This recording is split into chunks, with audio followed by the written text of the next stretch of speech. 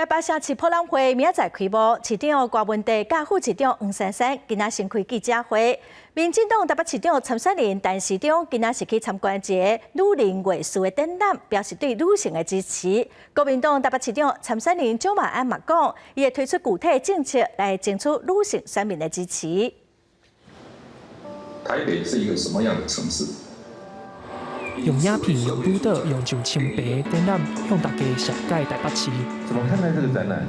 我想这个展览并不是一个市政的成果展，绝对不是。这个展览其实是一个对话的进行式。虽然7点仍安尼讲，外界不变积极，城市博览会是为着这礼拜特别是一参选的副市长黄珊珊做势做场面。郭文迪甲黄珊珊表示，因只是甲工课做好，不是政治操作。应该回答，那反正工作到最后一秒。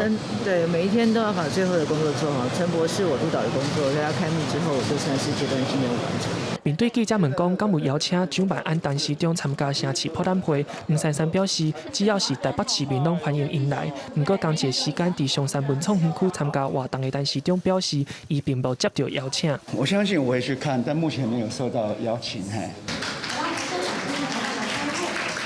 陈市长2日参加民间团体举办的月经展览记者会，互人讲是要和蒋万安抢妇女票。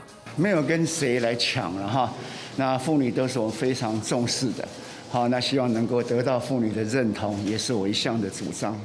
我担任民代这么久，很多婆婆妈妈还有姐姐们对我很多的支持，我非常感谢。